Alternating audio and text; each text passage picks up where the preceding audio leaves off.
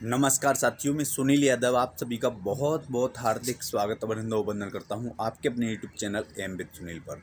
दोस्तों, जैसा कि आप लोगों को पता है 4 जून को लोकसभा चुनाव का परिणाम आने वाला है। लोकसभा चुनाव से पहले पूरे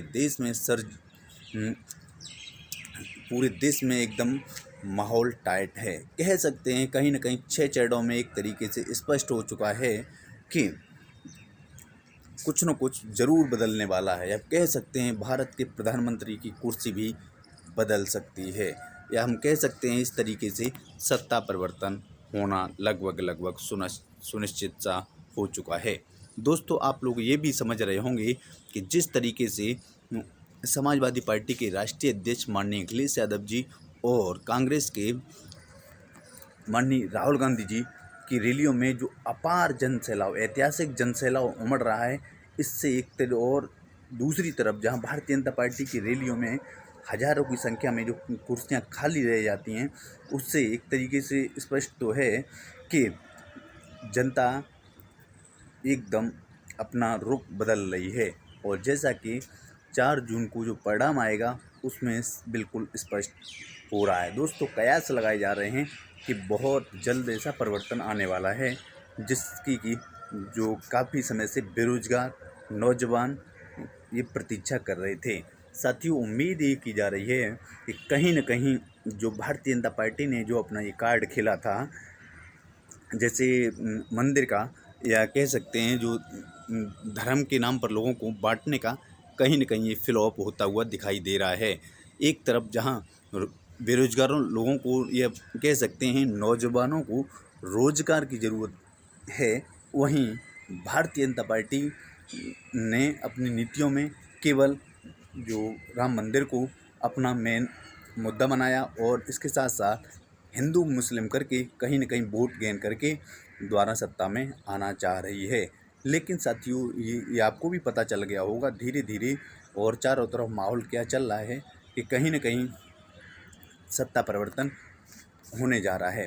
दोस्तों, इसमें तमाम सौगात ऐसी निकल के आ रही हैं जिससे कि जो आगे आने वाले समय में जो अगर इंडिया गठबंधन की सरकार बनती है तो क्या जो बेरोजगारों से इन्होंने जो वादा किया है कि 30 लाख नौकरियां देंगे, क्या इन्होंने जो वादा किया है कि महिलाओं को 1 लाख रुपया एक साल में हर महिलाओं को देंगे, क्या ये वादा पूरा कर पाते हैं इंडिया गठबंधन के लोग या नहीं, ये देखने वाली बात होगी।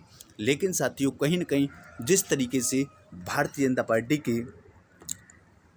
पार्टी के मैनिफेस्टो में जब 2014 में इलेक्शन हुआ था, उस टाइम लोगों से तमाम ऐसे वादे किए गए थे जो अभी भी पूरे नहीं किए गए। और उस टाइम जो भारतीय जनता पार्टी के प्रधानमंत्री के चेहरे थे माननीय मोदी जी, उन्होंने भी इस तरीके से कहा था अगर कि विदेशों से काला धन को वापस लाएंगे और लोगों को खाते में 15-15 लाख रुपए आएंगे, लेकिन वो तो नहीं आया।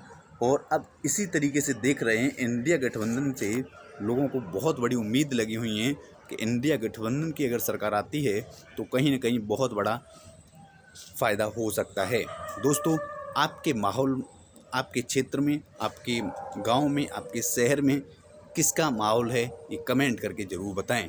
साथियों, मैं उम्मीद करता हूं कि 4 जून को बेरोजगारों की हितों की बात रखने वाला जो परिणाम आएगा, और जो नौजवानों, दलितों, किसानों, पिछड़ों का जो हक और आरक्षण को सही तरीके से जो लागू कराएगा, वो ऐसी सरकार बनेगी। और इसके साथ साथ तमाम ऐसी चीज़ें निकल के आएंगी जिसका कि जो 69,000 शिक्षक भर्ती में आरक्षण पीड़ित अभ्यर्थी हों या कोई भी बेरोजगार अभ्यर्थी हो, काफ़ी लंबे समय से इंतज़ार कर रहा था। दोस्तों, आपने एक बात और देखी होगी कि जिस तरीके से इस सरकार में जो पेपर लीक हुआ है, या वो पुलिस का री एग्ज़ाम हो या आर ओ का री एग्ज़ाम हो, तमाम ऐसे पेपर हुए हैं जो कि बार बार लीक किए गए। इसमें सरकार की नाकामी स्पष्ट झलकती है। दूसरी तरफ जहां जहां सेना की नौकरी को 4 साल का किया गया, इससे भी युवाओं में एक खासा आक्रोश है। दोस्तों, इन सारी चीज़ों को देखते हुए नौजवानों ने, युवाओं ने वोटिंग किया है। तो जैसा कि हमारे विश्वस्त सूत्र बताते हैं कि 4 जून को सत्ता परिवर्तन के लिए परिणाम आने जा रहा है। दोस्तों, तमाम ऐसी चीज़ें हैं जो कि आप अब भी अपने कमेंट के माध्यम से बता सकते हैं। इसके साथ साथ साथियों, हम आप लोगों से और कहना चाहता हूँ कि थोड़ा पेशेंस रखें, धैर्य रखें, और जहाँ पर 1 जून को वोट होना है, बहुत ही सोच समझ के, बड़ा सोच समझ के वोट दें। और मेरा सभी साथियों से निवेदन है, यूपी में या पूरे देश में जहाँ पर 1 जून को वोट पड़ना है, वहाँ पर इस तरीके से वोटिंग करें जो पिछड़ों, दलितों की आवाज़ बन सके।